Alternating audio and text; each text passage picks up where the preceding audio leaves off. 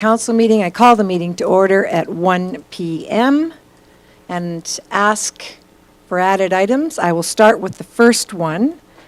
We will be having an added item for number 5D, and this will be for the Red Deer River Municipal Users Group, to which Councillor Cummings will speak to. Are there any further added items? Seeing none then, I will then move down to the adoption of the minutes as amended, please. A motion? Or can we still do consensus? Oh, Point sorry. of order, Mayor. I think we need to adopt the agenda as Yes. amended first. And would you like to make that, Deputy Mayor Ryan? Sure, I'll make the motion to adopt the agenda for Tuesday, October 10th, as amended. Thank you very much, Deputy Mayor Ryan. Those in favor? That's carried, thank you. Then we will move down. Oh. Do we not have to have consent then for the minutes? Yes. Okay. We'll go back up to 2A and page 3. We're looking for adoption of the previous council meeting minutes, please, of September 25th. Is there consensus or are there discussion? Consensus, thank you. Those are moved by, or passed by consensus. Item 3, delegations and presentations. Page 6 of your agenda, we have citizen budget survey presentation. Will you be dealing with that, C.A. Williams? Thank you. Thank you, Mayor Dell, and I'm going to turn over to Director Lindeman to lead council through this presentation. Thank you. So the 2023 Citizen Budget Survey ran from mid-August to mid-September of this year.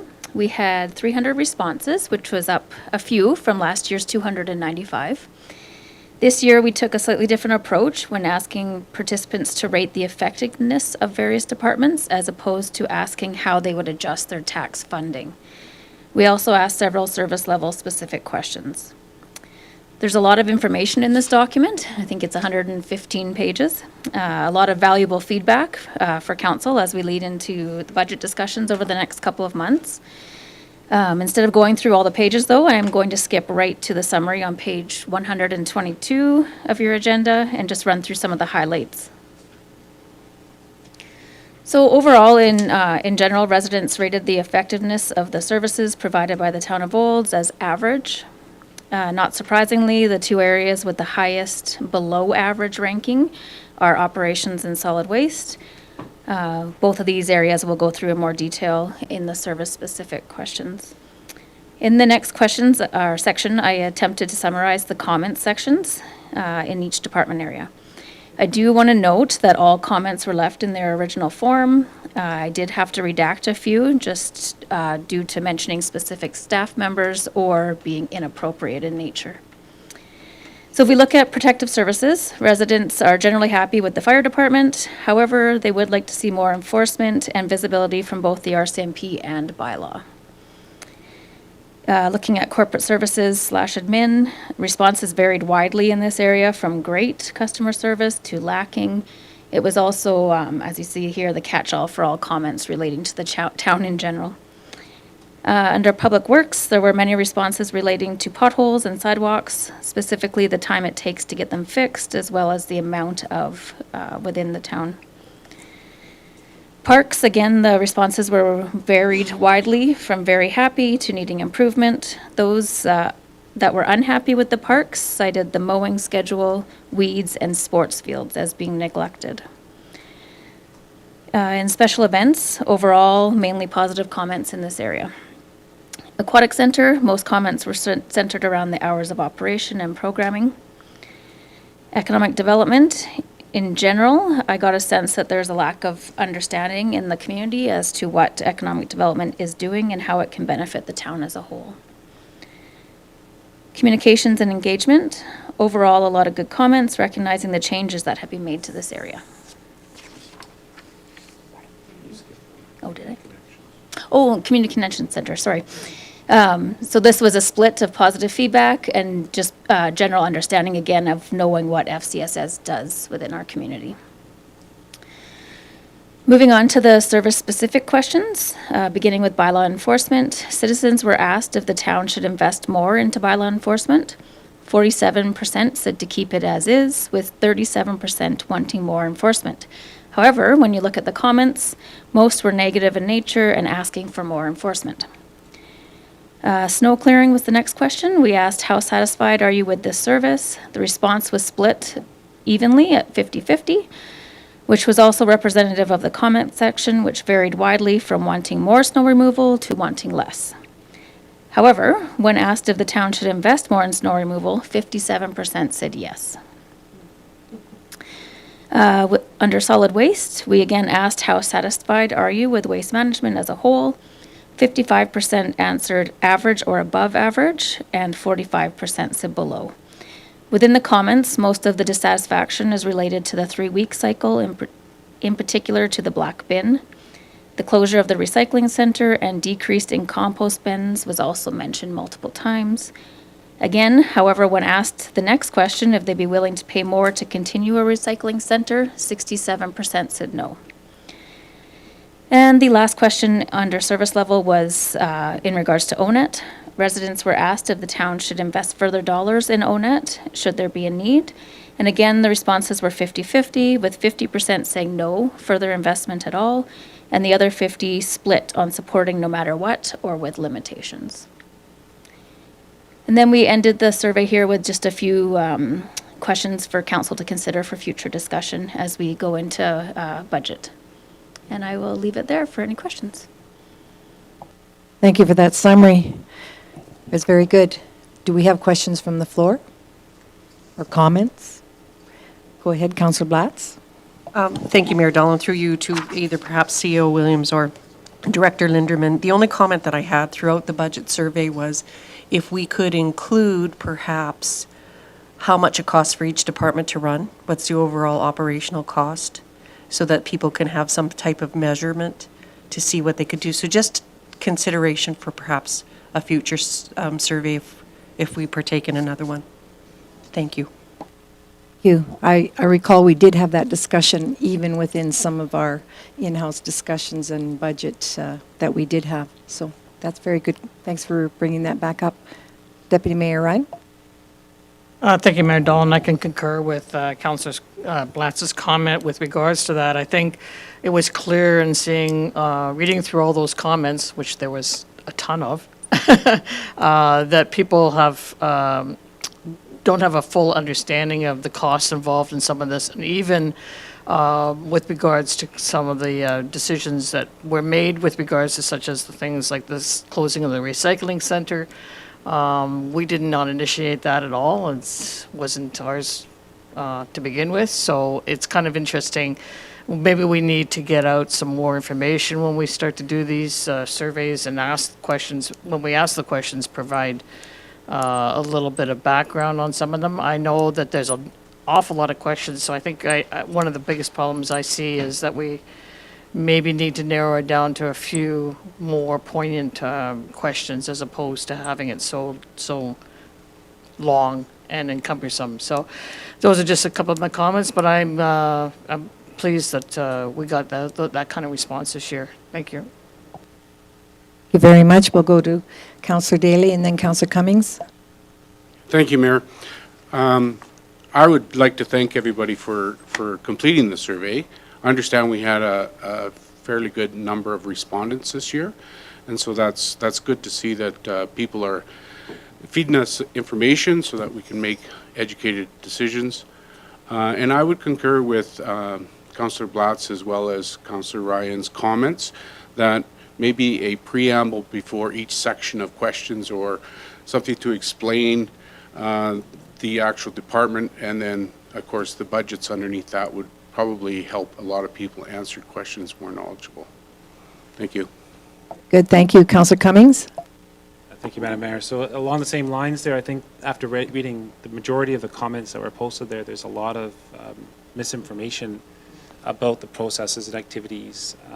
Like the recycling center being closed, for instance, because of cross-contamination rather than excessive cost, the material simply not being recycled. So little misinformations here and there.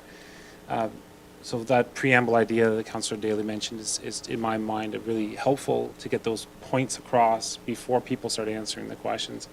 But on a positive note, I'm very happy when you look at the demographics map or charts on page 9 of the agenda package that the largest group of respondents by age was 30 to 45. Traditionally, we tend to see a lot of older people respond, so we're getting more into those families. As you can see from that bottom graph, that 54% were families. I think that's a great response turnout, and I hope to see that continue in the future, because those are the ones that will be, of course, using our facilities for a greater period of time, the longest influence, I guess, into those processes. So that's a very good side of this response team. Thank you. I also received a voicemail on my mayor phone this morning from a gentleman who did fill the survey out, and there was town work being done in his clothes. He was upset to see they weren't actually filling the potholes. They were throwing some gravel in there. However, the discussion we just had around this table might make it a little clearer for them to understand with our budget, perhaps areas of town that we did budget for, so that if somebody comes to do temporary fix, that our citizens would understand why. Anything further, CAO Williams? Thank you, Mayor Dahl. So with the budget survey, there were preambles for each section. Just a heads up on that one. You can lead a horse to water. Sometimes making the horse drink is a different matter, though. So the budget, we did bat that around, but without context to the numbers, which require a lot of context, because we only have a handful of departments here. We're just not sure what value it provides. So as we go through service levels and trying to cost out, like what does snow clear, we don't have a snow clearing budget, for example. We don't have a solid waste. The pickup we have, the green bins was mixed into the requisition of the Waste Commission, which was mixed into the utility bills. Not a straightforward budget. Again, the ME budget, mixed in with protective services, not a clear delivery of services versus a cost. We've never had that here. So information is valuable if it's given the proper context. And that's what we're trying to gather here at the moment. So we're working towards it. It's just something we're aware of, but we also want to be cognizant of to not convolute what we're trying to do here, which is gather the most straightforward feedback possible. Thank you. Councillor Wilson? Thank you, Mayor Dahl. Just a quick question through you to the Director of Finance for the benefit of our viewers as well as council. Can you kind of talk on what the process looks like from this point on and a rough idea of timelines? You've referenced we have had, as council, some service level discussion. So what happens now with the 120 odd pages of detail and information here, and then some timelines around the budget setting? Thank you. So our departments continue to put together their budgets. That will be brought to council over a period of 2 or 3 sessions, council meetings. Mainly this document, though, is meant to provide council with the direction of where to go when they are approving that budget. But again, those meetings will happen in November, and then the final budget approval will happen in December. Thank you very much. I'm seeing no further questions. I'd ask for a motion then to please receive as presented. Oh, Councillor Wilson. Thank you, Mayor Dahl. I'd make the motion that we, council, accept the budget survey as presented for information. Thank you then. I'll call for the vote. Those in favor? That is carried. Thank you very much. We're moving down to page 125 from page 6. And moving into our bylaws. Thank you, Director Lindeman, for being here with us. This is bylaw 2023, land use bylaw with regards to the Central Alberta Pregnancy Care Centre. We do have to move right into a public hearing. I do see that we do have a representative here from Central Alberta Pregnancy Care Centre, Greg Wiens. He's the lead on the pregnancy care home, and Rita is here. So I will move into a public hearing from there so that they can speak and be able to make some comments.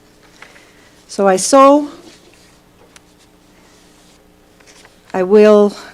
just move right into the public hearing here. I'll move into the public hearing at 1:15 PM. I declare it open, and I ask the development officer to explain the purpose and effect of the proposed bylaw, please. Thank you very much. Kyle Sloan. Thank you, Mayor and Council. This is a land use bylaw amendment application that the town received to allow for a site-specific exemption for an accessory dwelling unit for temporary residential use as a permitted use in the central commercial district for the property of 4801 49th Avenue. The property is owned by the Central Alberta Pregnancy Care Centre, and this amendment would allow for the temporary residential space for their clients. Upon approval of this land use bylaw amendment, they would still need to apply for development and building permit permits from administration to ensure that the development complies with all municipal and provincial regulations. This bylaw amendment received first reading on August 28th, and circulation was sent to adjacent property owners and to regulatory agencies. We heard back from Alberta Health Services, and they have no concerns or objections about this amendment. If there are any questions, I'd be happy to answer. Thank you very much for the time at the mic and sharing with us. You're available for questions as council is ready to ask, so we will move forward. As we only have two individuals with us today, I will just explain the procedure to you, that your presentations before council shall be brief to 5 minutes, if possible. Council shall not allow cross-examination. Council may ask questions of the speakers after each presentation, and no written or verbal submissions will be received by council after the public hearing is closed. When you come to the mic, please state your name and address and indicate who you're speaking on behalf. I do know that, and invite Greg Weens, the lead pregnancy care of the pregnancy care home, to come forward, and then you can introduce Rita from there. Please, thank you, and they'll check the mics on for you.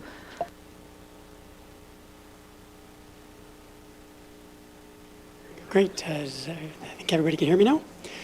Thank you, Council, for your time today. As indicated, I'm Greg Weens, and I think you need my address, 32534 70th Avenue, so just on the west side of Olds. I'm here to speak as the applicant for the on behalf of the Central Alberta Pregnancy Care Centre. With me is Rita Fallman, the director for the centre in Olds. CAPCC, who is the owner of the property, is based in Red Deer, where they operate a maternity home and other pregnancy support services. They also operate 3 satellite centres in Rocky Mountain House, Stettler, and the one in Olds.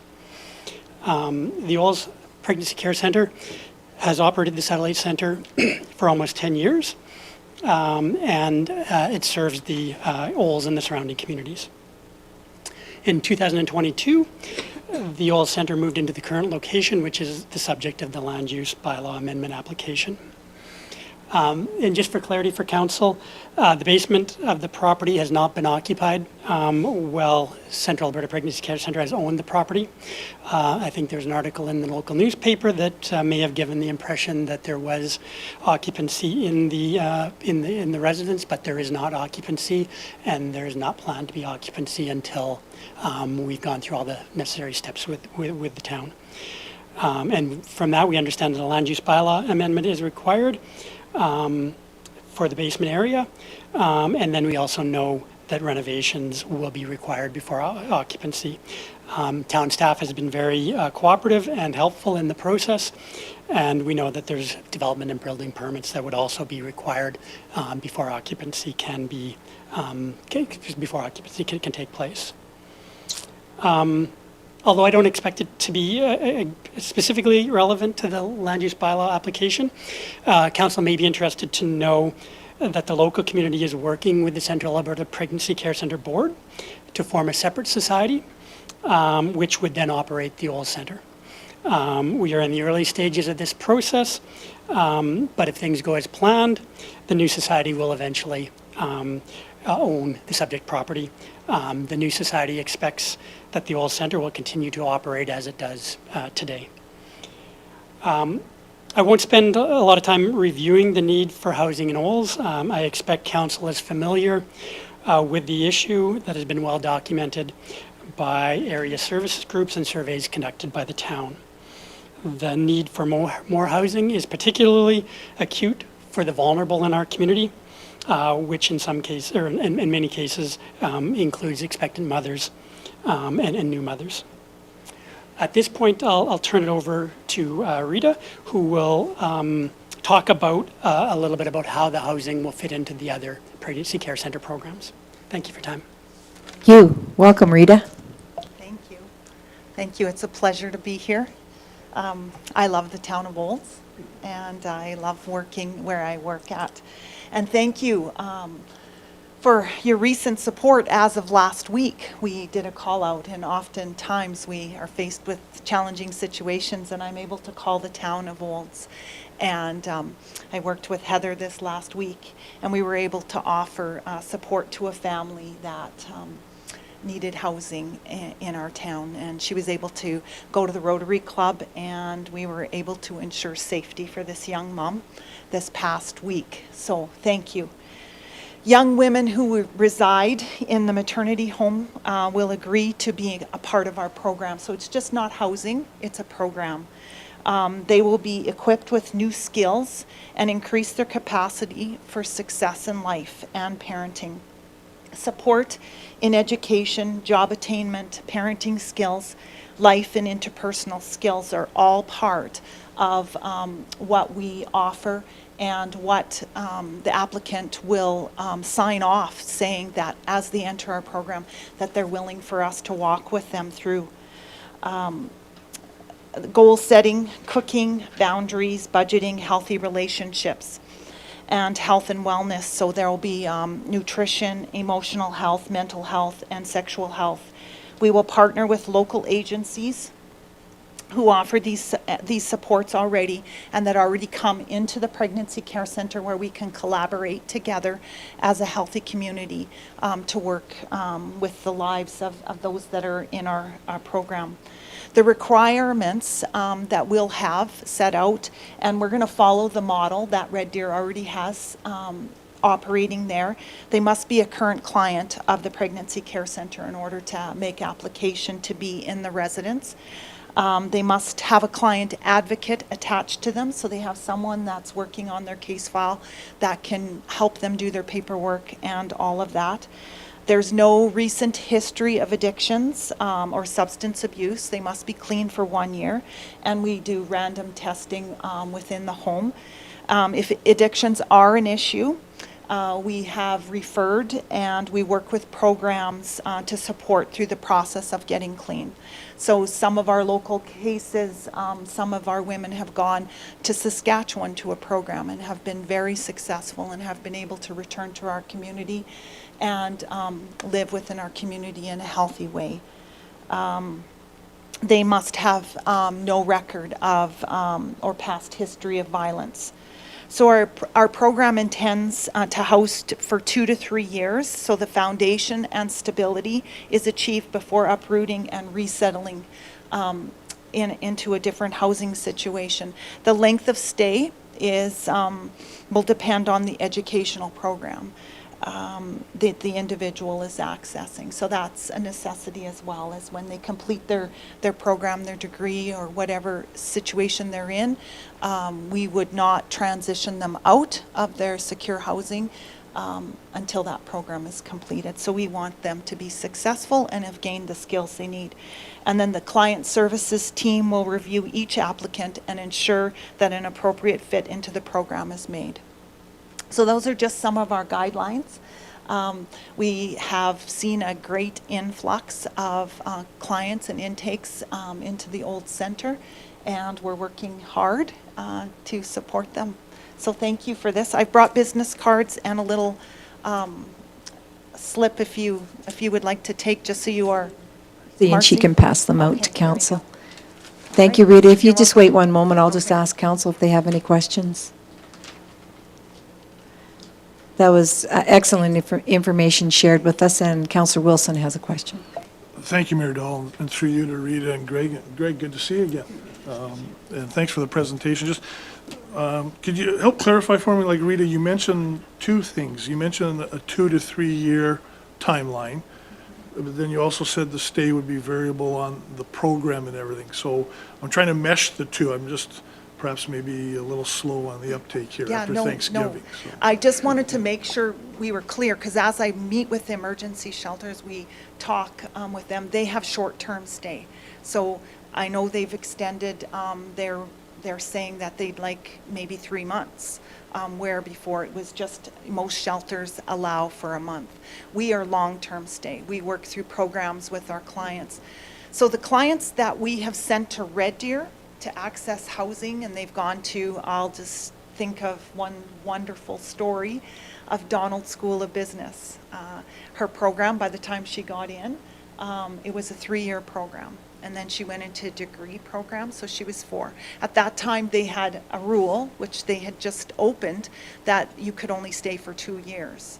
We saw very quickly that that wasn't in the best interest of the clients that we are serving, and that if a situation came up where this young mom and her 3-year-old now to transition out when she wasn't finished her degree. We need to have that flexibility in our policies so that we can house a little longer. So I just wanted to put that out there so you saw we weren't just kind of doing a crisis. It's a program, and even though some might come in a crisis, that's not the stay of they transition into a healthy lifestyle. At least that's our goal. And, yeah. Thank you very much. You've got a supplemental, Councillor Wilson? Very much, yes. Thank you, Mayor Dahl, and very brief. And what's the intake, what will be the intake capacity, assuming all this goes through and passes? Like, what is your capacity for handling clients? Do you want to speak to that, Greg? Or? Yes, so, sure. So we are in the midst of sort of designing the basement area, but we expect that 2, maximum 3 would be all the space would accommodate. I would like, may I speak to it too? Certainly. I would like that our policies are a little more flexible than, say, Red Deer's are. If we have a young mom come to us with a toddler and a pregnancy, I wouldn't want her denied access to housing because she has a toddler. So if I could dream and advocate for that, I'd like maximum occupancy would be 5, 2 moms that are with a pregnancy, and then allow that there might be a toddler in the equation.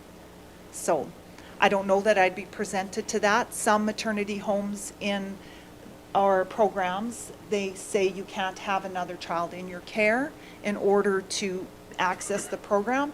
I would like Olds not to eliminate a situation where they come with a toddler. That's very crucial information, and thank you for that. And for the record, for our legislation clerk, as you spoke, Rita, it's Rita Fahlman, Center Director of Olds, Fahlman. Thank you for your time. There's no further questions at this time. Very good, thank you. Being we will not have any other speakers, I'll ask council for final comments, if any. Is there final comments from the development officer? Very good. I declare the public hearing closed at 1:29 p.m. Then moving now to the second reading for the bylaw 2023-22. Deputy Mayor Ryan. Thank you, Mayor Dahl. I move the council gives second reading to bylaw 2023-22 as presented. Very good. I will call for the vote. All in favor? That's carried. And third and final reading, Councillor Blatz. Thank you, Mayor Dahl. I move that council gives third reading to bylaw number 2023-22 as presented. Thank you. I'll call for the vote. Those in favor? That is carried. Once again, thank you for your presentation to council in support of the Pregnancy Care Center. Thank you, gentlemen, also for being here.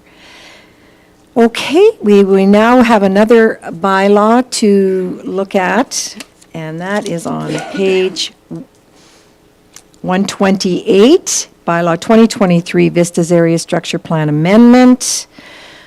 I see we have staff present, so I will go into a public hearing to hear what our development officer has to say, and we'll move forward to public hearing at 1:30 p.m. for bylaw 2023-32 Vista Area Structure Plan Amendment. And I will move right to asking our development officer to explain the purpose and effect. Thank you, Mayor Dahl. This is a land use bylaw, or sorry, not land use bylaw, an area structure plan amendment to the Vistas area structure plan that has a couple of key changes. The first being the upzoning of Phase 7 from R1, which is single-family homes, to either R2 or R3. Now, this isn't a land use bylaw amendment to do the rezoning. This is just to change the plan to allow for that, to allow for duplexes or townhomes. The developer has applied for this. They have interest in partnering with somebody to develop that specific phase for those types of dwellings. And despite the increase in dwelling density in the Vistas area structure plan, because the original plan is from 2008, where the average household size was larger in Olds, with the update of this plan, using the 2021 census numbers, which has 2.3 people per dwelling instead of 2.5, the actual overall total population of the Vistas in the plan has decreased from the 2008 original. The second key change here in this amendment is adding another option for water looping under what they call potential loop connection A, which would connect the water line straight west along Vista Drive towards our operations center. The town already has a utility right-of-way with property owners along this alignment, and there is a sewer line there already. In the future, Vista Drive will continue there, so it will be under the road. This is the preferred alignment of administration and the developer at this point, and it wasn't in the 2008 plan, so it is important to add it to the area structure plan. This amendment was circulated to neighboring property owners and relevant agencies. We did receive we received feedback from agencies from ATCO, Alberta Health Services, and Alberta Transportation, none of whom had any concerns about this amendment. If there are any questions, I'd be happy to answer. Thank you very much. We'll move right down now to ask, I will ask council for any comments, if any. Thank you very much for your explanation. You may have a seat. You have no final comments, I assume? We just shared? Okay, then I'll declare the public hearing closed at 1:34 p.m. We're moving back now to our bylaw 2023-32 and asking for second reading as presented. Councillor Daly. Thank you, Mayor Dahl. I move that council gives second reading to bylaw number 2023-32 as presented. Thank you. I will call for the vote. Those in favor? That's carried. Third and final reading, please. Councillor Walsh. Thank you, Mayor. I give I move that council gives third reading to bylaw number 2023-32 as presented. Thank you, Council Walsh. I'll call for the vote. Those in favor? That's carried. Thank you. And we have nothing further there, so we will now move down to page 158 of your agenda, item 4C.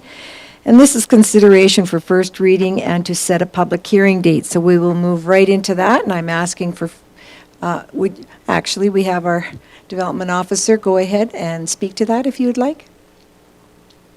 Thank you. Since this is first reading, I'll give a quick overview of it. This application is for a land use bylaw amendment to rezone an industrial parcel, technically 2 parcels right now, from DC7 Direct Control District to Light Industrial I1. These parcels were, a year ago, Light Industrial and were rezoned to DC7 to facilitate a cannabis development that never did end up moving forward. And since then, development permit applications in this multi-unit building have come to council for what would otherwise be able to be approved by administration. So the property owner has applied to rezone these back to I1 as they were last year, so that when new tenants move into this building, administration can handle the development permit process. Thank you very much.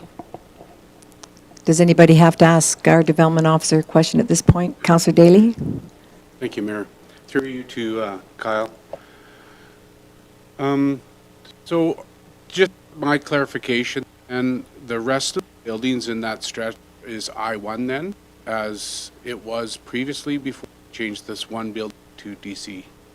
Am I correct in that assumption? That's correct. The rest of that entire block along Highway 2A and 47th Avenue are I1. Good. Thank you very much. Very good. Seeing no further questions, then I will ask then for first reading as presented. Councillor Wilson? Thank you, Mayor Dahl. I'd make the motion that council gives first reading to bylaw number 2023-34 as presented. Thank you, Councillor Wilson. I'll call for the vote. Those in favor? That's carried. And a motion, please, to set the public hearing date. Councillor Blatz. Thank you, Mayor Dahl. I move that council sets Monday, November 13th, 2023 at 1 p.m. in the council chambers as the date, time, and place for a public hearing on bylaw number 2023-34. Thank you, Councillor Blatz. I'll call for the vote. Those in favor? That is carried. Very good. We will now move to page 164 of your agenda, item 4D, please. This is bylaw 2023-35, Council Ad Hoc Committee. And this is for introduction of first reading, and I'll just move over to our CAO Williams. Thank you, gentlemen. Thank you, Mayor Dahl. So the RFD in front of you has 2 options for recommendation. Either that first reading be given if council feels that more discussions needed, or if council is comfortable, all 3 readings today, and that affects the first item of new business as well, depending which option you choose. But coming out of PMP last week, there was a similar discussion around the structure and quantity of council and committee meetings after the this month's organizational meeting, and one of the issues was that the current PMP bylaw does not quite line up to what the actual PMP committee does. And there was a general consensus that that should be rectified, and administration's opinion at the time was that an ad hoc committee would be the most efficient way to accomplish this. So the bylaw you have in front of you in draft form essentially calls to establish the committee, maximum 3 members of council, to do the work first on the PMP committee bylaw, and if council so chooses, to direct the outstanding council policy items as well. And then there's a committee wrap-up date no later than January 31st of 2024, which bylaws have to be created and dissolved. Sorry, committees have to be created and dissolved by bylaw, so this bylaw essentially accomplishes both. I think that's about it.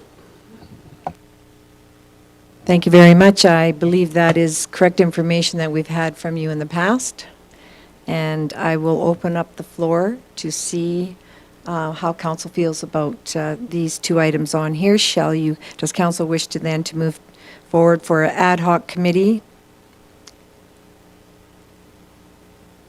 Any comments?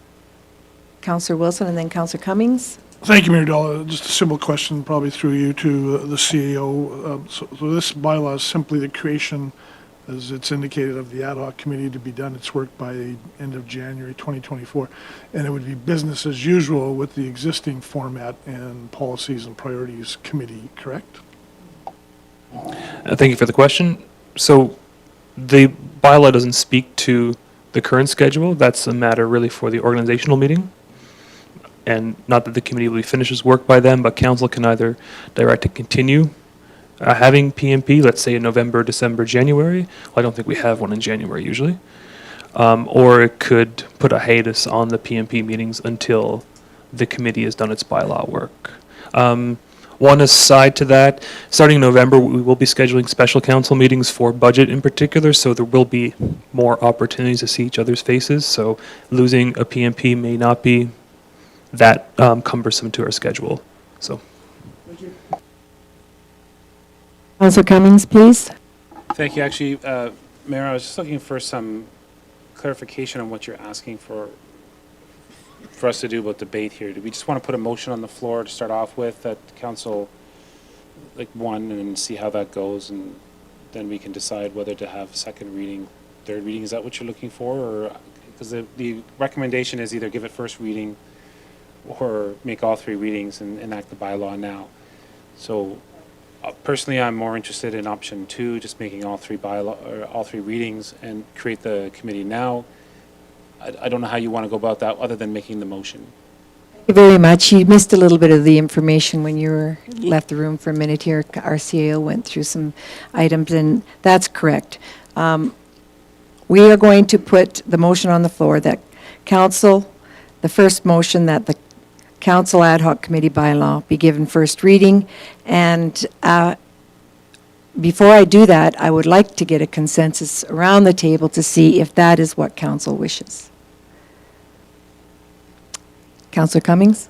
Well, to present my consensus or my portion of the consensus, I'd be happy to put a motion on the floor to that effect. And I would, like I said a moment ago, I would go through all three and create the committee today.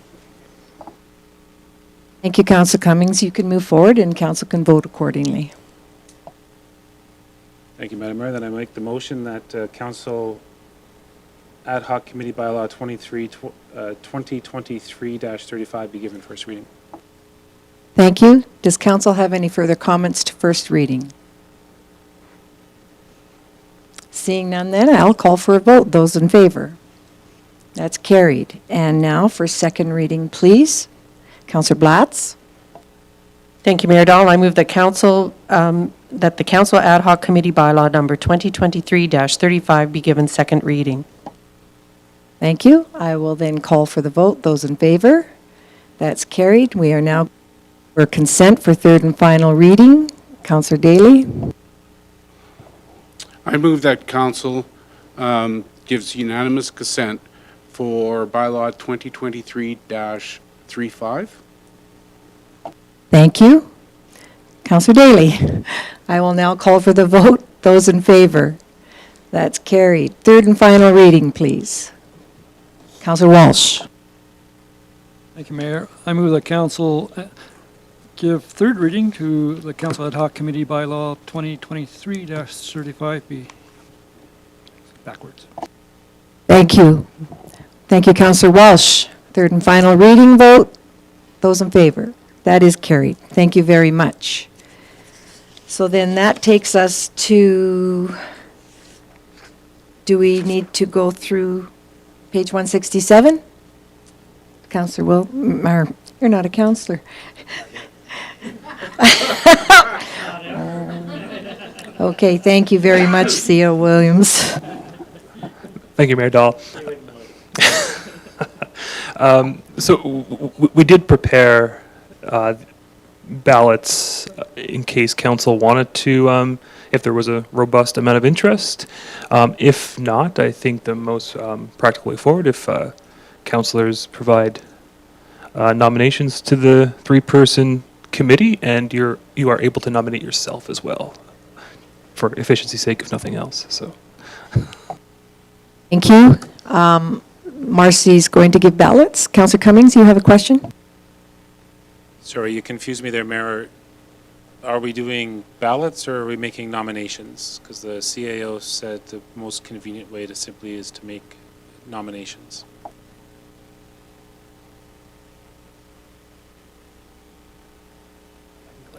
Okay, because that's fair. So I think nominations come first, and then if there's more than 3 candidates interested, then we would have to go to ballots. But getting the candidates' names on the floor first is probably the best idea. And if we stop at 3, then acclamation's the name of the game. Do you have a question? No, it's going to make a nomination.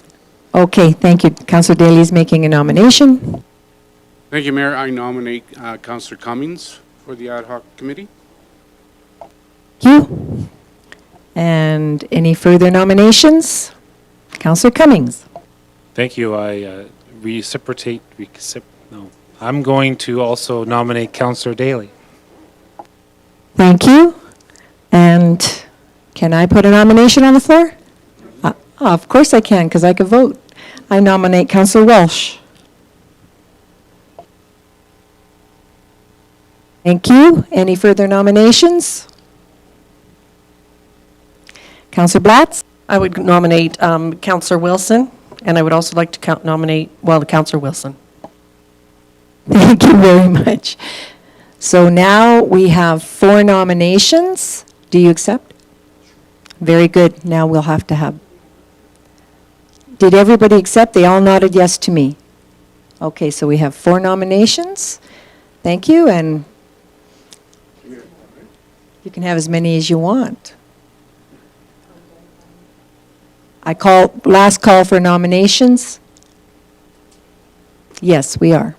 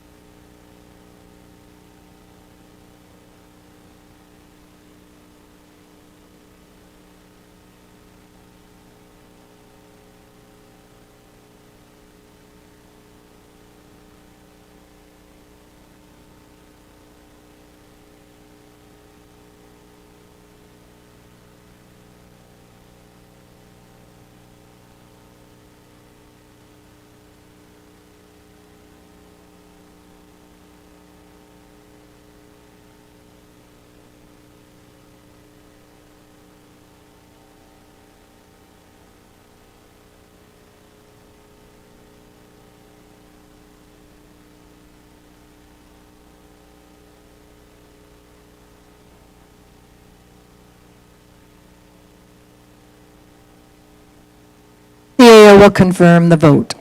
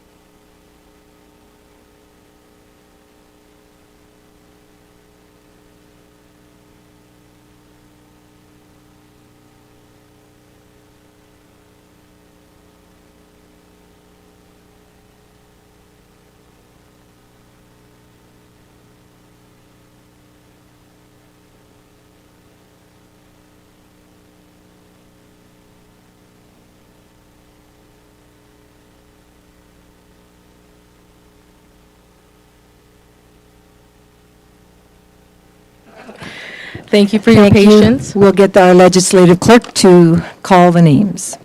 Thank you. Counselor Wilson, Counselor Daly, and Counselor Cummings had the most votes. Thank you very much. Marcy? Wilson, Daly, and, sorry, Cummings. Very good. Everybody's got their names in a row. Thank you very much, everyone. I would then ask at this time to have, for a motion, please, that the following members of council be appointed. Wilson, Daly, and Cummings. Who would like to make that motion? I think Deputy Mayor Ryan had her hand up after Wilson. Who doesn't want to make his own motion? Probably a good thing. Thank you, Mayor Dahl. I move that the following members of council be appointed to the ad hoc council committee to review the council policies and priorities committee bylaw. Councillor Wilson, Councillor Daly, and Councillor Cummings. Thank you very much, Deputy Mayor Ryan. I will now call for the vote. Those in favor? That's carried. Thank you. CAO, for your guidance with the legislative clerk for us there. Now we'll be moving down to business, new business, page 167, item 5A, Council Policies and Priorities Committee. Oh, we did that. No, we didn't. Yes, yeah, that's right. Way on 5B, thank you very much for your patience. Sponsorship request for the Chamber of Commerce, page 168. C.O. Williams? Thank you, Mayor Dahl. So this request came in last week after a verbal heads up from the Chamber of Commerce, who wishes to host, I think, what will be their first or their inaugural Small Business Week kickoff breakfast next week. The request is for $750 from the town to support.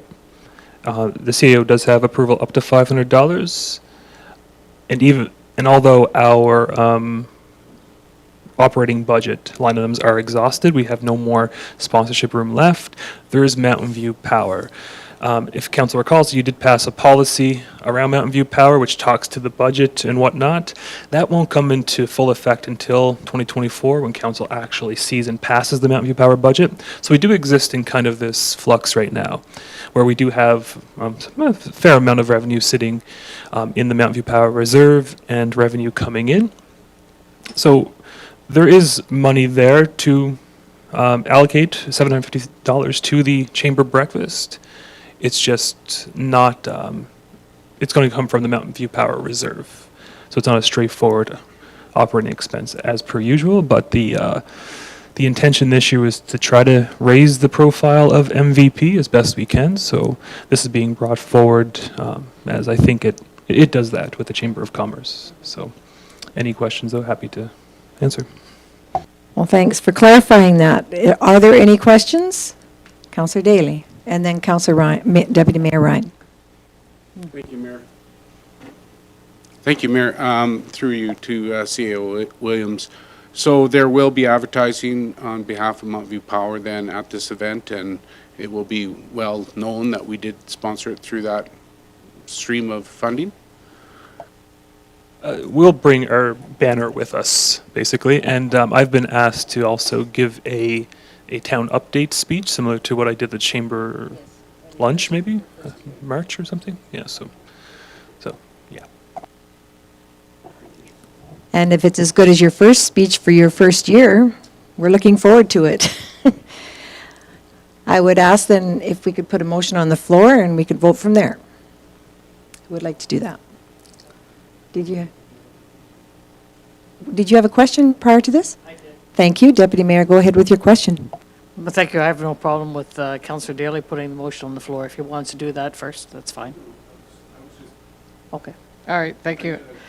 I just don't have a question, more like a comment, and I think that this is actually a very good use of the funds when we want to support community events and happenings within the town, and that's what Mountain View Power funding is for. And so I think it's a great use of the funding through Mountain View Power, and also with our CAO having his speech there. I think it behooves us to support. So thank you.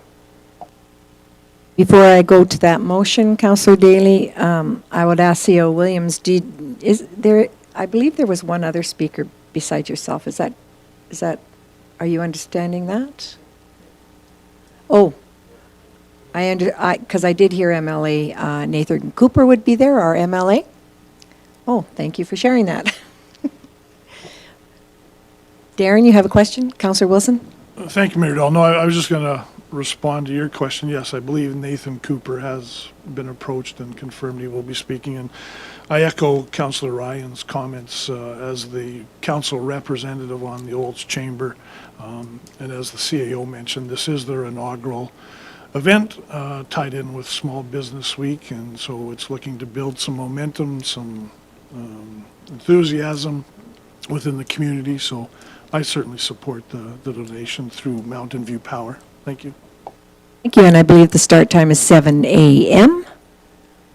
And the location is it, yes, Councillor Wilson? Again, if I may, on behalf of the CAO, yeah, the location, I believe, forgive my pronunciation, is the Italian Bistro Saseo e Pepe. So. Thank you. Hopefully it'll be a very busy place that morning. A motion, please, Councillor Daly. Thank you, Mayor. I move that council approves the request for sponsorship in the amount of $750 to the Olds and District Chamber of Commerce for the Small Business Week kickoff breakfast. Very good. Great information sharing. All those in favor? That's carried. Thank you. Now to my next part on the agenda, which is page 169.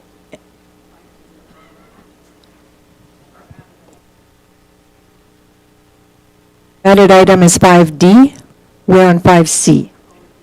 Thank you. Page 169, 5C. And this is my favorite, Olds Housing Needs Assessment. It was an amazing and excellent read. And I'll turn it over to our CAO. Thank you once again. The report was distributed last week to council. Not terribly long, but I will run through some of the background and some highlights, and then certainly open the floor to questions and discussion if there are any. So as council is aware, this was funded via the 2023 operating budget to the tune of $15,000, and it was delivered on budget. A little bit later than we thought, but we kept on trying to improve the amount of data information we had, and I'll speak to that in a moment. The purpose was to help us, the town, understand our housing situation, and more importantly, to be able to explain it with objective information to residents, to ourselves, to prospective housing developers, as a lot of people know there's a problem just through visual and conversational cues received past, present, and future, but investors especially want a bit more assurance. So that was the logic behind us pursuing this. It's certainly not perfect. Perfect costs a lot of money, but it is a first step. So the intention right now is that this project will be brought forward on a biannual basis for council's budget deliberations, that we can continue improving on this and reanalyzing the situation and providing better numbers. And by better numbers, I largely mean Statistics Canada. That's where the bulk of this data comes from. And we are lumped into the Mountain View County region, and the town of Olds is only broken out in terms of population. There's a lot more valuable demographic and housing and financial information that, let's say, a town such as Cochrane or Okotoks has access to through StatsCan's efforts that we don't, just because of our size. So we do have to spend a bit more money in the future should we want more granularity in our data, and I think that is of value. This, again, was a good first step. I think it does set the understanding that there is a need, and here's some high-level breakdowns of the data, but there's more work to be done. And I don't think it needs to happen right away, but I do believe sustained investment over a long period of time and making this a recurring part of the town's economic development framework is quite valuable. So in the report, again, nothing terribly surprising that we couldn't have guessed at, but there is a housing shortage in virtually all sectors in the town of Olds. This includes rental units, seniors housing, students, and for starter homes. First-time home buyers, I guess is a better term. Our housing stock is highly concentrated in the single detached market, and almost all new builds are of single detached variety, and all of them are what we would phrase higher end homes. I believe the report uses better vernacular than that, but certainly on the expensive side.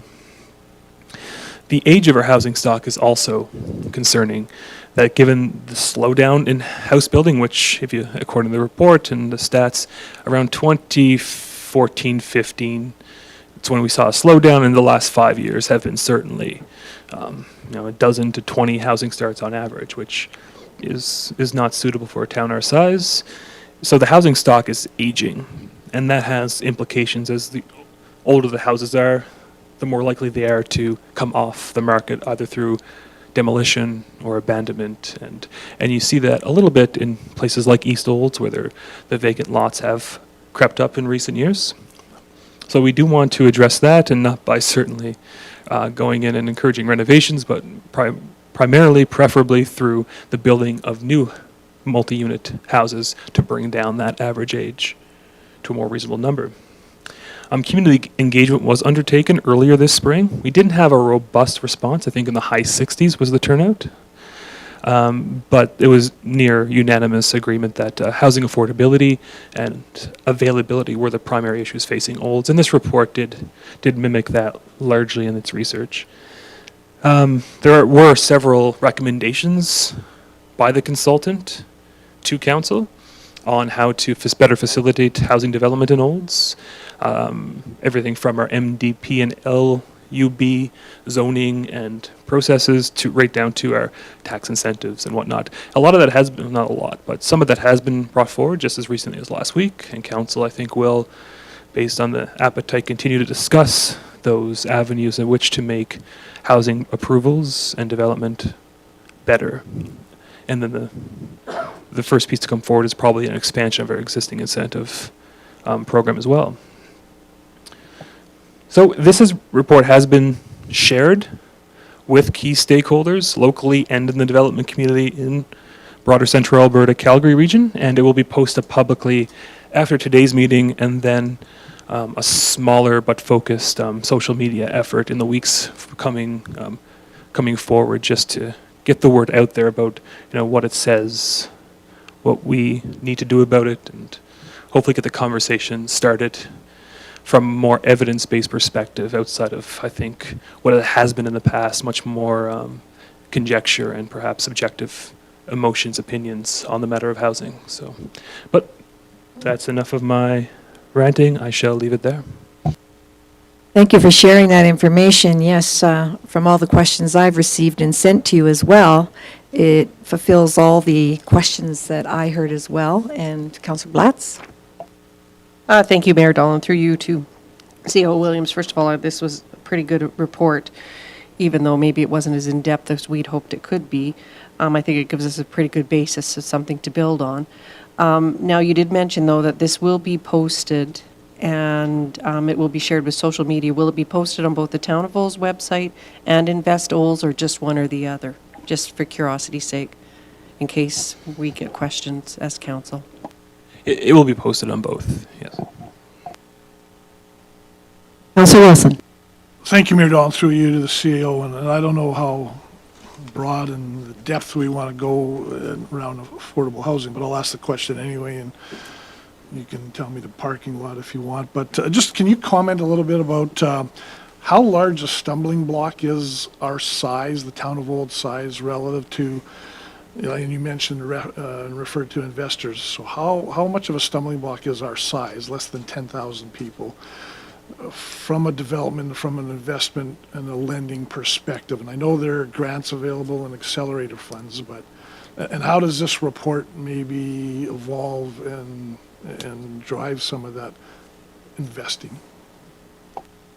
It's a very good question. So from the report side, how it could be improved relates to, I think, our problems in development. So if we were to have better data, let's say we were above whatever threshold, the Stats Canada census team would get more granular. There's essentially absorption rate is a key indicator. Essentially, once a house is built, how long on average does it take to sell? That is much more important for multi-family units, such as apartment buildings, that developers want to know what's the return on investment, when does this property start generating income? And that data can be maybe not stated directly in StatsCan for a larger community, but certainly can be more easily inferred. The problems we see here is that we don't have that data for sure. So the example that was given to me recently was, I could spend $30 million in olds and have an uncertain absorption rate. Maybe it's 30 days, or maybe it's 180 days on average of these new units. Or I could spend $60 million in energy but have guaranteed absorption, at whatever rate there is. And so it really is a matter of investor confidence. So this report, I think it does provide that starting block that there is a quantifiable need in olds. And through obviously engaging with the college, which they did, and some legwork that administration had done previously through the provincial ask in their assessment, that is easy enough to define. And then pulling together the data, just doing some of the legwork on behalf of the developers as well. But if we were able to provide better information to them, largely around absorption, and that would be a key hurdle overcome. Thank you, Deputy Ryan, and then Councillor Cummings.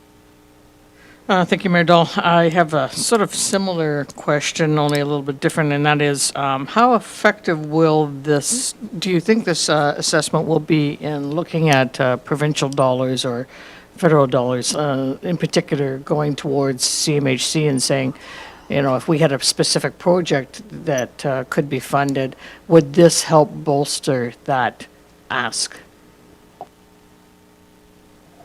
Another good question. And as I informed council, I think last week, maybe a bit earlier, we have applied through the CMHC's Housing Accelerator Fund. And part of the requirements is that we had a needs assessment done. So this actually came in at the 11th hour to qualify that need, because the CMHC, for all their grant programs at least, and probably their financing programs, which we're not involved in the financing side, they require a needs assessment to be complete. So this does check that box for at least the CMHC. And certainly what we're meeting with developers now, that they want to use it for not just their CMHC investments, but with their private lenders as well, that they were asking for this upon completion. So obviously the proof will be when we start to see development, but I think it does help for sure. Go ahead.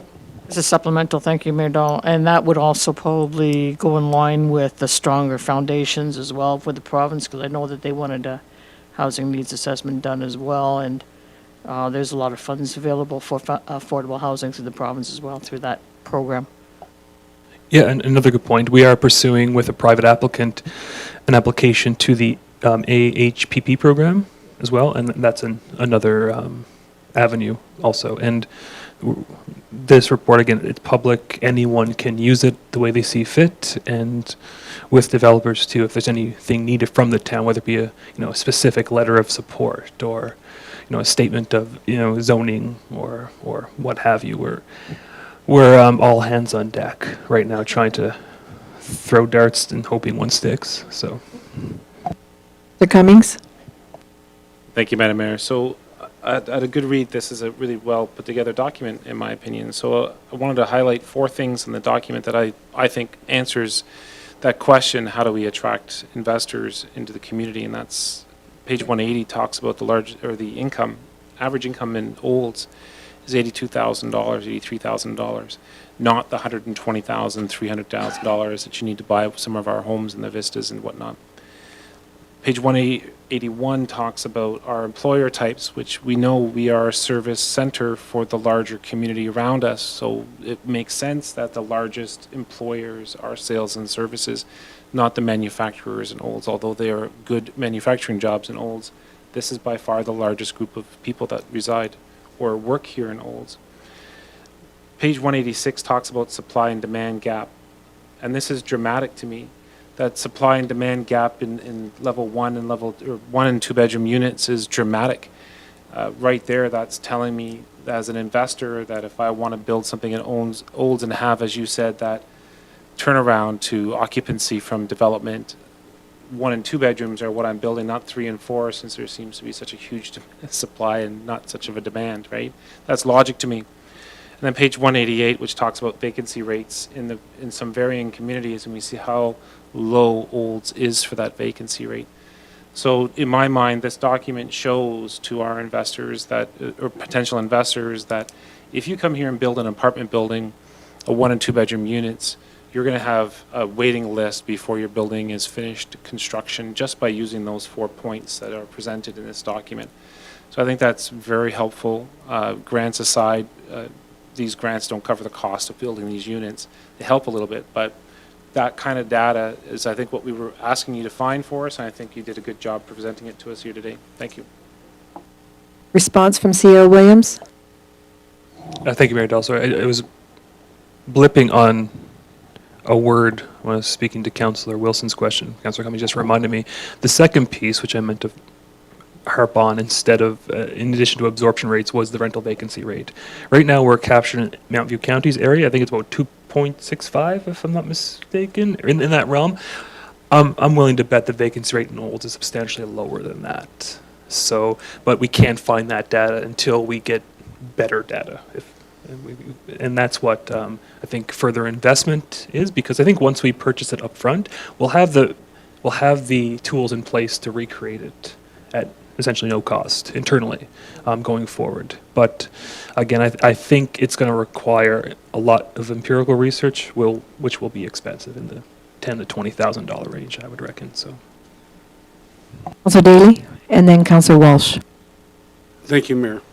I just have a comment to make that I concur with the statements that have been made by my fellow councillors here today, and that I think this really validates the steps that we've taken up to this point, in that we're moving in the right direction. And I really appreciate the fact that this is going to be something that's going to be done on an annual basis, so that we can see our progress as we move through this issue that our community is dealing with. So when I read this report, I felt that what we thought, our intuition was there, and I think we've kind of stepped ahead, and I look forward to the applications, as Councillor Ryan has mentioned, to look at seeing what our provincial and federal government can do to help us out, to help these developers move this along. It'd be great to see.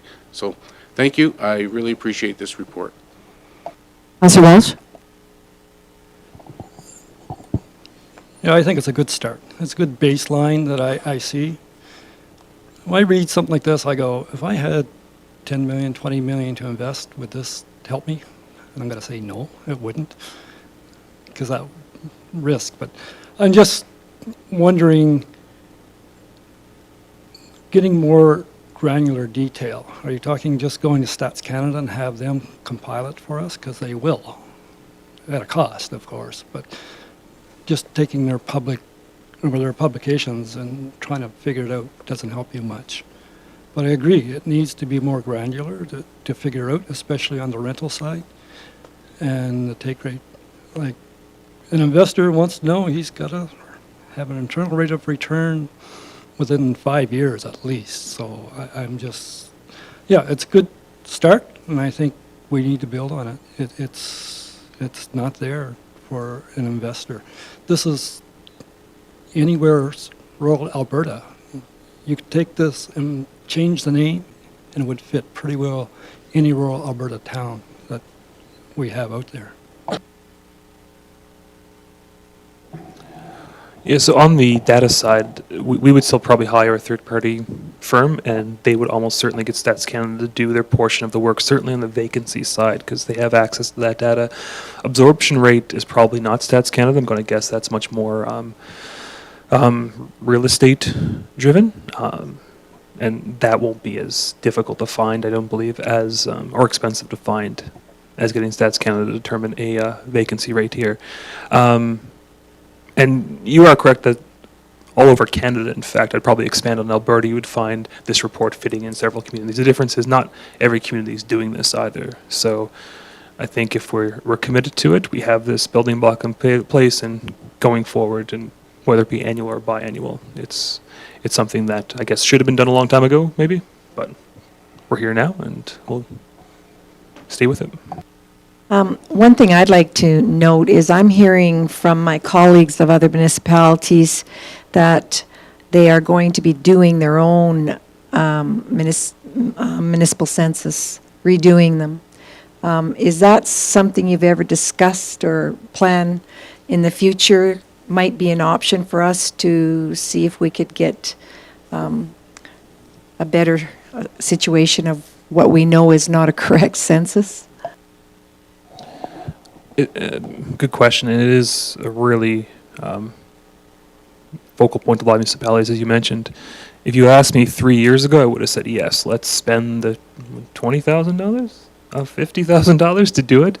But about 3 years ago, Municipal Affairs said, we're not taking municipal census numbers anymore for grant purposes. That used to be the MSI trick, that you would, federal census, disagree with it, you do your own, the allocation goes up based on your population in the formula of MSI.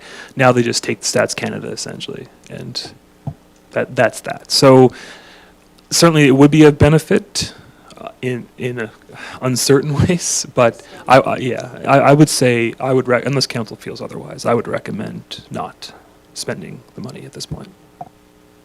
Well, when there is a day that we can afford it, it would really enhance your housing needs assessment study to know that we may have that higher count. Any further questions? Thank you very much, and again, thank your staff as well that were involved with this, and I'd ask for a motion, please, to be put on the floor. Oh, Councillor Cummings. I move that council accepts the Olds Housing Needs Assessment of September 2023 as presented. Very good. I'll call for the vote. Those in favor? That's carried. Once again, good work. And 240, page 240, is our Chief Administrator Officer report, and I'll turn it back to C.O. Williams. Now's the time. 5D. Thank you very much. Red Deer River Municipal User Group. I'm going to hand this over to Councillor Cummings. Thank you, Madam Mayor. I'm just pulling up a recent email so I can explain what's going on. So a few days ago, at the beginning of the weekend, received an email from the Executive Director of the Red Deer River Municipal Users Group. We are in the process of formulating the conclusion of a survey or an assessment we've been doing on the needs of water storage and retention on the Red Deer River, which leads to the conclusion that the Red Deer River Basin needs a secondary reservoir. What the Executive Director has asked is that we agree to advocate for a provincially funded MER assessment to be done, which is a requirement from the province before they'll entertain funding. My peers on the group all agreed that it is something that we should be asking the province to do. It's not asking the province for the several $1 billion to build a dam, but just a little bit of money in this year's 2024 budget to do another needs assessment, similar to the one that we've already done on our own. So tentatively, anticipating council will support that. I sent an email off saying that I agree with it, and then I would bring it forward to council to see if our council agrees to ask our Executive Director to do some canvassing at the provincial level for this fund. Every single municipality on the river has agreed tentatively, just as I did, and bringing it back to their council just for some verification that we all agree that that's something we should advocate for. Thank you. So it is allocation of funds in the upcoming budget for you folks, right? The concept of an additional midstream storage on the Red Deer River is what I was read. Not exactly, no. So it's for a study of the Red Deer River Basin to determine if a secondary reservoir is required or not.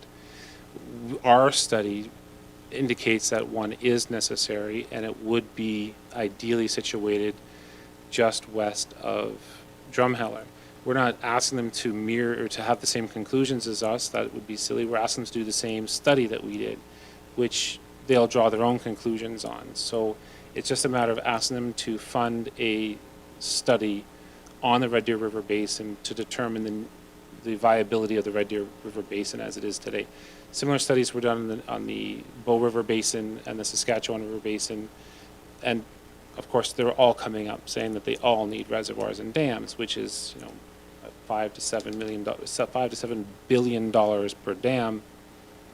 We're all begging from the same purse. So no, it's not about where, when, and how. It's just to do a study to see if our river basin as is sustainable, and if it's not, to come up with recommendations as what could be done to sustain it. Thank you, Councillor Cummings. And again, I'll just look around the room for consensus from our council. So Councillor Cummings to report back. Question, Councillor Blatz. Thank you, and through you to Councillor Cummings. So which communities were involved in this study? Like, was that all of us that are belonging to the Red Deer Municipal Users Group, or was it only just select communities that were involved in this initial study that was done to get this information? Because, and also was our Water Commission, Mountain View Regional Water Commission, at all involved with this study? So a subcommittee of the Red Deer River Municipal Users Group was struck to engage a third-party consultant in the analysis. We're not engineers, of course. They are. They engaged all municipalities along the river basin, all data collectors, including the province, all water commissions, all water treatment facilities, all wastewater treatment facilities, special agricultural groups in the eastern part of the Red Deer River Basin that are, again, petitioning on their own to start irrigation systems down there, which would require more water storage. So it's been a very fulsome discussion with every single player that touches the Red Deer River Basin. We don't see it here, of course, because the Red Deer River Basin isn't in our community, but we draw our water from it. But further east, of course, it's a huge agricultural necessity. Plus, of course, our legislative requirement to pass on a certain amount of water to Saskatchewan. All of that stuff was put into play in this, including climate action initiatives, climate pattern stuff, population growths. All of this stuff was in the package. So that package is not yet available, the one that we've done. It should be available within the next month or so. And of course, I'll make copies available for that to everybody at council. It'll be a public document once it's done. So, but yeah, every single group and every single organization that touches the Red Deer River Basin was consulted in this analysis. Thank you. Very good question. And I would ask then, I believe you would be looking for a motion from our council that we would support this? No, just consensus. The Red Deer River Municipal Group will do what the Red Deer River Municipal Group would like to do, and I just said they've just asked for us to have consensus from our group. So unless anybody objects, I'll take that as consensus. Sharing that, it looks like we have a consensus around the table for your report back. Very good. We will, I don't need a motion for his report. It was just oh, I guess I do. It was an added item. I'll get a motion then to set for information. Thank you. Who would like to do that? Councillor Walsh? Yeah, I move that we accept Councillor Cummings' report for Red Deer Municipal User Group for information. Thank you, and thank you, Councillor Cummings. Those in favor? That's carried. We are moving to page 240, and that's item 6A, Chief Administrator Officer Report. CAO Williams.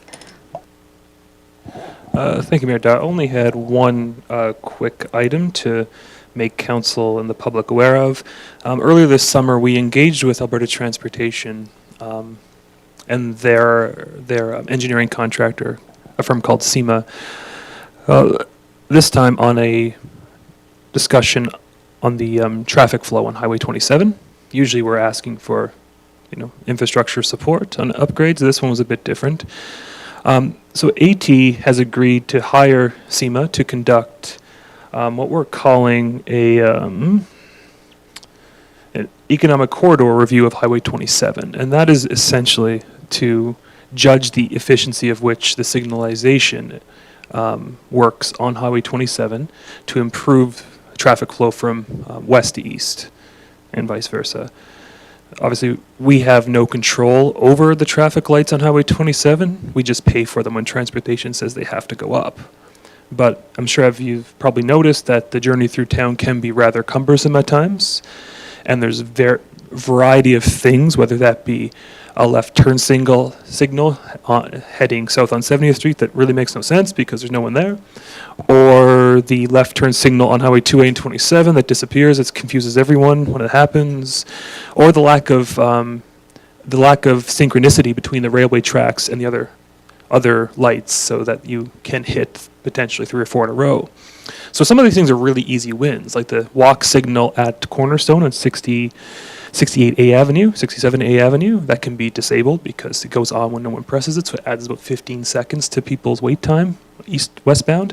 Some things are difficult, such as the lights at Grouchy Daddy's A&W, 50-something Avenue, 51 maybe. We're unsure if the GPS exists in those lights because for railways that speak to traffic lights, they have to have GPS capabilities. We know the lights right at the railway on 50th have the synchronicity, but they have to investigate if the other lights do because no one has any records. So just a notification that if you get complaints on this, which we do on occasion, it's certainly not our baby, but we do want to make the experience in Olds as pain-free as possible for everyone, including those passing through. So that should be completed by February 2024. The end of February 2024 is the shoot date, and I will update council once I have that final report on what can be done free of charge and what they would want money from us to pay for. So that's all for now. Well, thank you for that report. I appreciate that. If nobody has questions to the sharing, I would ask for a motion, please, to accept for information. Deputy Mayor Ryan? Thank you, Mayor Dahl. I move that the Chief Administrative Officer report be accepted for information. Thank you, and thank you for the information shared. Those in favor? That's carried. We'll now move to page 241, please. And this is correspondence and information. We have 2 items for information: Mountain View Seniors Housing Board and Parkland Regional Library. If there's no question to the correspondence you read, I will ask for a motion. Councillor Blatz. Thank you, Mayor Dahl. I move that the correspondence and information report ending October 10th, 2023 be received for information. Thank you. Those in favor? That's carried. And thank you all for viewing with us today. We are at the end of our agenda. We will be going into a closed session for 2 items. And before we move in, and I ask for a motion from my councillor, I will note that when council goes into a closed session for continued participation in the virtual council meeting, please stay online in the live stream meeting platform, and the meeting stream will be replaced by a graphic and music. When the music stops, the meeting is reconvened. If you choose to shut down your live stream, please watch our Town of Olds website social media feeds. I would ask for a motion now, please, to move into a closed session. Councillor Cummings? So I move that we go into a closed session at 2:29 p.m. under 2 items. The first item is a personnel issue under FOIP Section 16, disclosure harmful to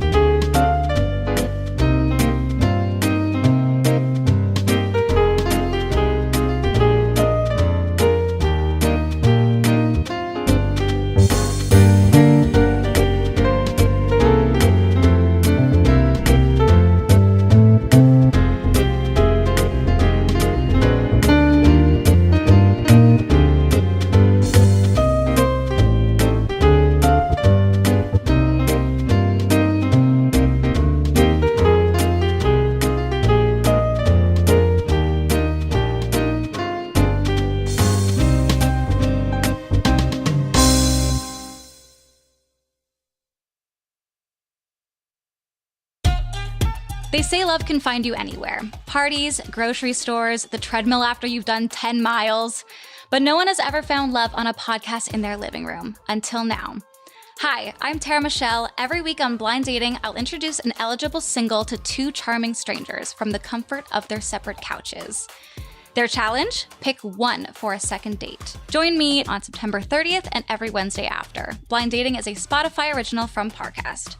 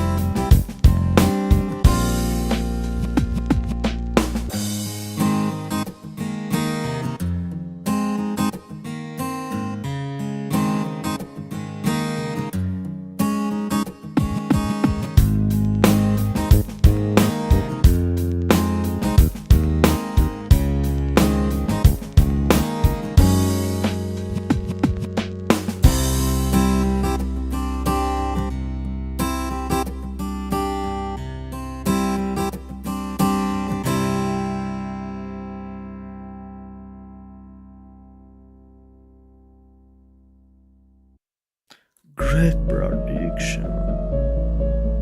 Let's go.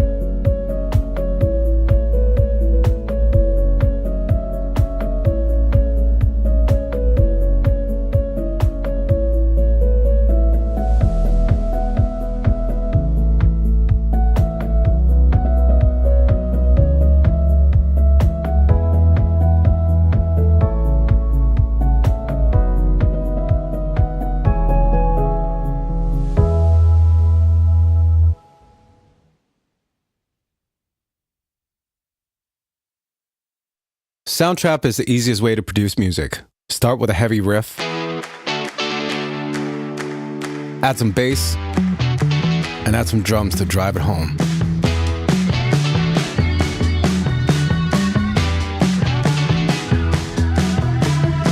Make a song in minutes. Use Soundtrap, an online music studio that is easy to use, highly collaborative, and works on any device. Subscribe today and get a 1-month free trial. Soundtrap, your everywhere studio.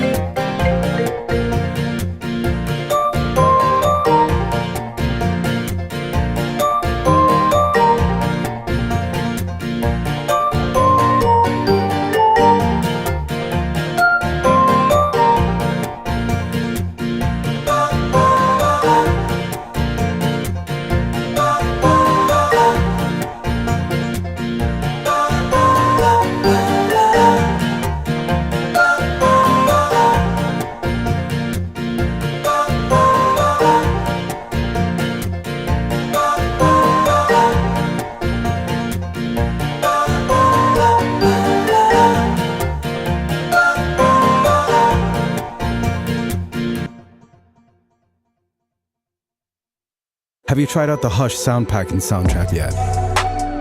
Add some flaming hot 808s, razor sharp tops, heavy kicks, and massive soundscapes. Try the Hush sound pack, filled with loops and sounds to create your own hip-hop banger.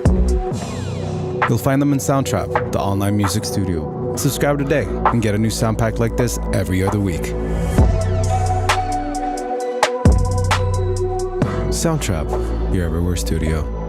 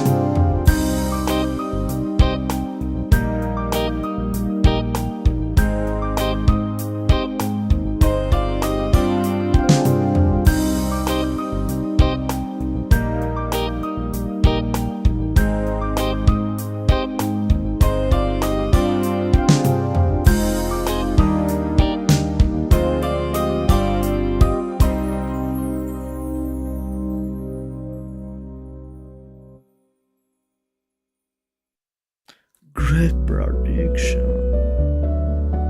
Let's go.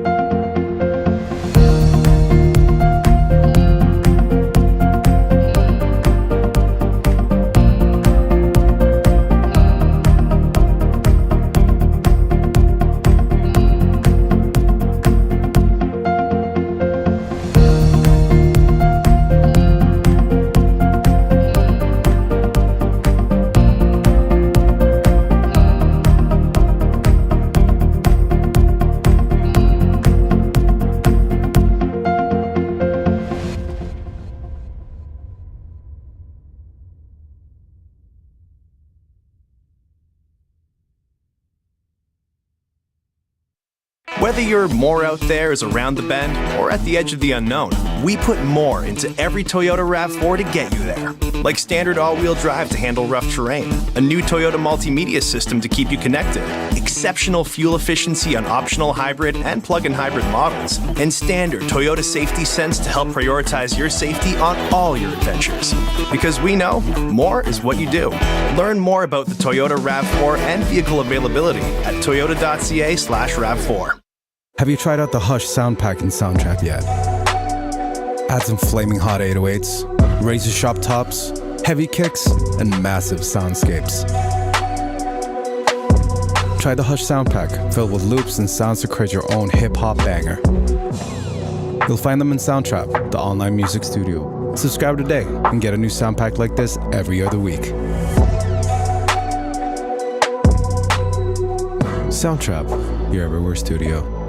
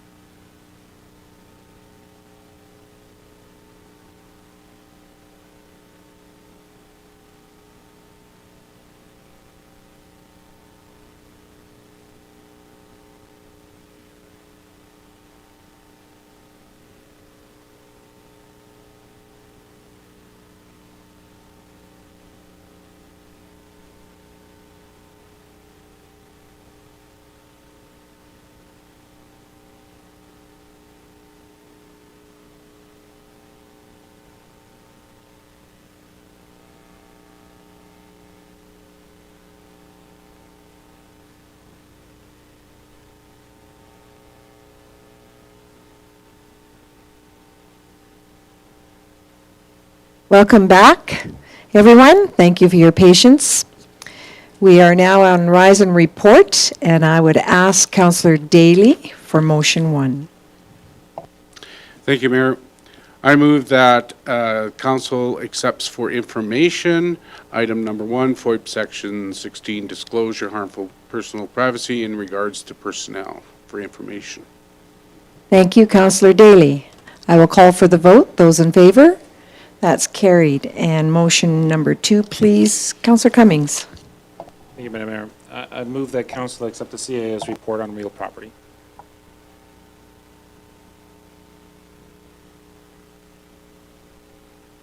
Sorry, I'll repeat that. I move that council accept the CAO's report on real property. Thank you, Councillor Cummings. Those in favor? That's carried. Very good. Thank you. I will be adjourning the meeting at this time, and once again, thank all people that have participated at 3:12 p.m.